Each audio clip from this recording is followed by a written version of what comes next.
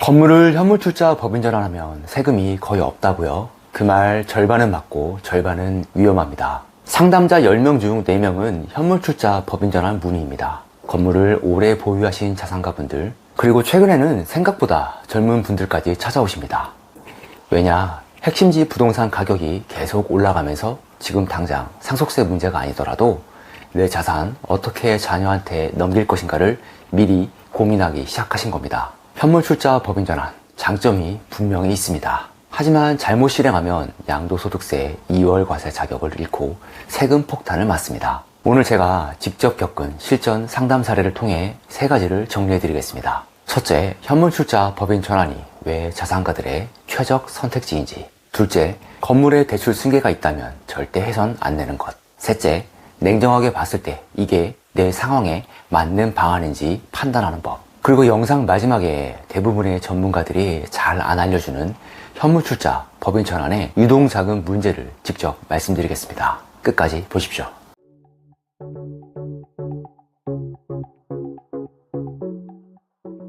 국세청 11년, 3일회계법인에서 7년, 20년 넘는 경력의 국세남 나태현 세무사입니다.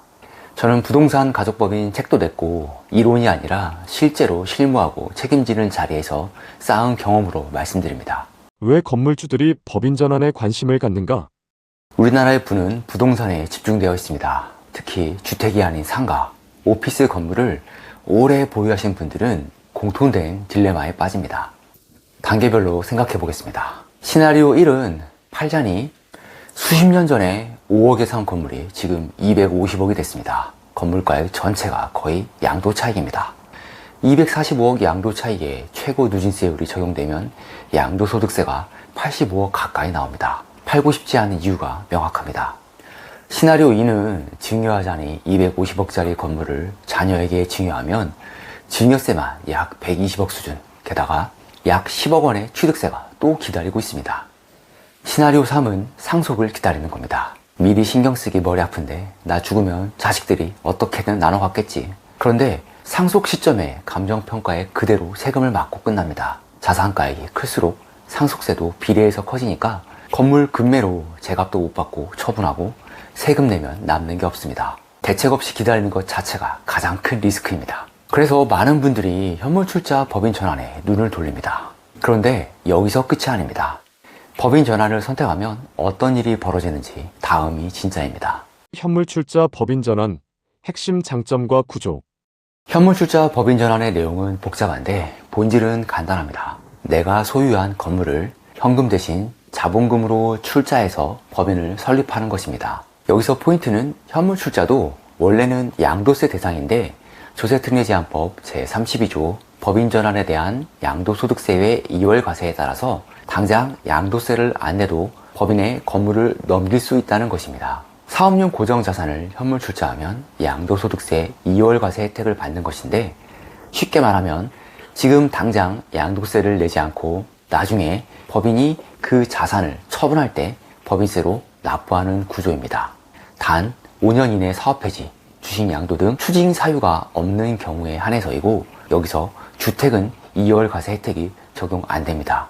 지방세 특례제한법 제57조의 이 사항에 따라 취득세도 50% 경감되지만 부동산 임대 및 공급업은 여기서 제외된다는 점도 유의하셔야 합니다. 따라서 초기 취득세 부담이 상당합니다. 그럼에도 굳이 어렵게 부동산을 법인화하는 포인트의 핵심은 승계 대상 자산이 부동산에서 주식으로 바뀐다는 것입니다. 부동산은 팔거나 증여할 때마다 취득세가 발생되고 가격도 변동 여지가 거의 없고 거래의 형식도 매매나 증여 말고 유연성이 없습니다. 하지만 주식은 다릅니다. 상증세법상 비상장 주식 평가는 순자산 가치와 순손익가치를 가중평균한 산식에 의해 결정되는데 이 평가액은 부동산 감정가액처럼 고정되지 않습니다. 법인의 재무구조와 수익성에 따라 평가액 자체가 달라질 여지가 생깁니다. 장기적으로 자녀에게 지분을 이전할 때 부동산처럼 매번 취득세를 낼 필요가 없고 매매나 증여뿐만 아니라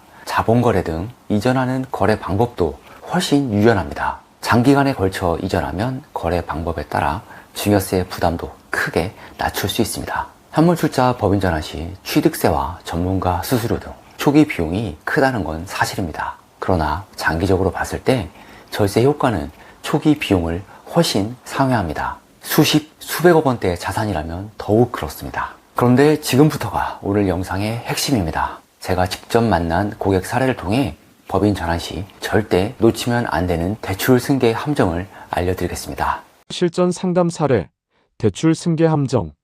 얼마 전 한 분이 상담을 신청하셨습니다. 서울 핵심지에 상가 건물 2채를 보유하신 분으로 목적이 3가지였습니다. 하나, 상속세 사전 절세.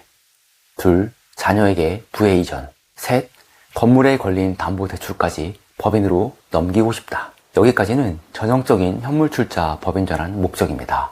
그런데 제가 대출 내역을 검토하면서 문제를 발견했습니다. 담보대출이 총 35억 정도 잡혀 있었는데 그 중에 20억 이상이 다른 상가주택 건물을 신축할 때 받은 대출이었습니다. 즉 A 건물을 법인으로 전환하면서 A 사업장과 무관한 B 건물 신축 목적의 대출까지 끌고 들어오려 하신 겁니다. 왜 이게 문제냐? 판례를 보면 법원은 이렇게 판단했습니다. 양도소득세 2월 과세 요건인 순자산가액은 해당 사업장의 사업과 직접 관련된 자산과 부채로 한정하는 것이 상당하다. 그리고 이 근거 취지가 핵심입니다. 2월 과세 제도의 목적은 개인 사업자가 법인으로 전환하면서 출자 금액을 부당하게 축소시키는 것을 방지하려는 데 있습니다. 사업과 무관한 부채를 법인으로 끌고 들어오면 법인의 자본금이 실제보다 줄어드는 효과가 생깁니다. 이는 법인 자본금이 개인 사업장의 순자산가액 이상이어야 한다는 2월 과세 요건 위반이 됩니다. 결과는 어떻게 될까요? 양도소득세 2월 과세 자격 박탈. 이미 진행했다면 즉시 추징됩니다. 아직 자산 승계 시작도 못했고 제3자에게 팔지도 않았는데 수십억 양도세를 지금 당장 내야 하는 겁니다. 실제로 유사 사례에서 법인 전환 전에 담보대출을 받아서 법인에 넘겼다가 20억 원에 해당하는 부채가 순자산 산정에서 제외되어 2월 과세 요건을 충족하지 못한 판례가 있습니다. 저는 이 고객분께 그런 식으로는 현물출자 법인 전환을 진행할 수 없다고 분명히 말씀드렸습니다. 이런 정보를 계속 받아보시려면 지금 구독 버튼을 눌러주세요. 그리고 이 영상 건물 보유하신 지인분들께 공유해 주시면 실질적인 도움이 됩니다. 법인 전환의 까다로운 요건과 절차. 현물출자 법인 전환을 하려면 다음 요건을 모두 충족해야 합니다. 하나씩 확인해 드리겠습니다. 1. 거주자 요건. 법인으로 전환하는 개인 사업주는 국내에 주소를 두거나 183일 이상 거소를 둔 거주자여야 합니다. 비거주자는 혜택을 받을 수 없습니다. 2. 사업용 고정자산 전체 출자. 공동임대사업자의 경우 부모 일부만 출자하면 안 됩니다. 조세특례제한법 집행기준상 사업장 자산의 일부만 현물 출자하거나 일부 업종만 전환하면 2월 과세가 인정되지 않습니다. 3. 자본금은 순자산가액 이상. 법인 전환을 현재 시가로 평가한 자산 합계에서 사업 관련 부채를 차감한 금액 이상의 법인 자본금이어야 합니다. 여기서 사업 관련 부채가 핵심입니다. 아까 말씀드린 판례가 여기에 적용됩니다. 4. 2월 과세 적용 신청서 제출.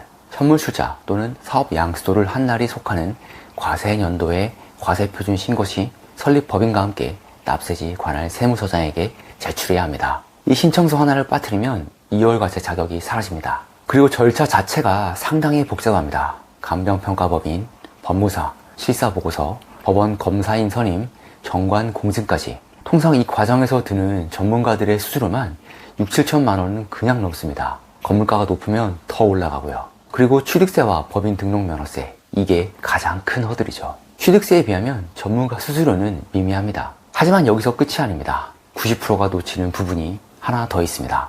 현실적 조언, 유동자금과 장기 계획. 솔직하게 말씀드리겠습니다.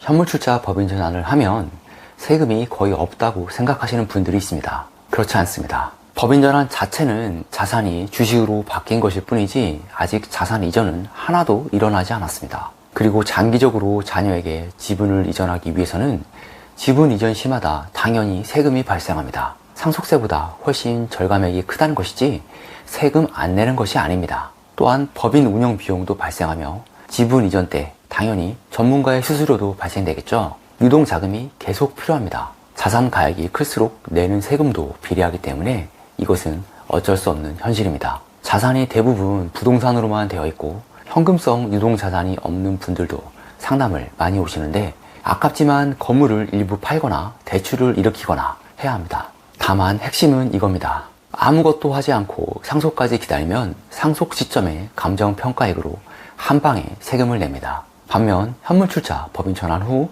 장기에 걸쳐 분산 이전하면 같은 자산가액이라도 세금의 총량 자체가 확연히 절감될 수 있습니다. 먼저 내는 취득세, 전문가 수수료, 전부에도 절세액 효익이 훨씬 크기 때문에 비할 바가 아닙니다. 그리고 취득세는 어차피 상속해도 한 번은 내기 때문에 이중과세가 아닙니다. 물론 취득세 과표와 세율 차이는 있지만 지금 시세로 먼저 내는 것이지 안 내도 될 것을 이중으로 내는 것은 아닙니다. 그리고 상담하러 오시는 자산가 어르신들 중에 이런 분이 있습니다. 이렇게 유동자금은 계속 들어가는데 나한테 좋은 건 뭐야? 건물을 넘겼으니 부모님은 당연히 높은 소득세와 건강보험료에서 해방됩니다. 이것 외에 부모님에게 직접적인 효익은 없지만 이 힘들고 긴 작업을 왜 하려 했는지를 한번 생각해 보십시오. 내가 힘들게 일군 자산을 가문의 자산으로 자녀 세대에 안전하게 내려주고 싶어서 고민하신 거잖아요. 자녀의 상속세 부담을 내가 먼저 줄여주고 싶어서 오신 것이지 내가 더 잘 살자고 오신 건 아니죠. 궁극적인 효익과 혜택은 다음 세대를 위한 것이라는 포인트를 아셨으면 좋겠습니다. 오늘 핵심 3가지 마지막으로 정리하겠습니다. 첫째, 건물주에게 현물출자 법인 전환은 장기 자산 승계의 가장 현실적인 선택지입니다. 부동산이 주식으로 바뀌면 이전의 유연성이 생깁니다. 둘째, 대출 승계는 반드시 해당 사업장과 직접 관련된 부채만 가능합니다. 사업 무관 부채를 넘기면 양도소득세 2월과세 요건을 충족하지 못합니다. 판례가 이미 명확합니다.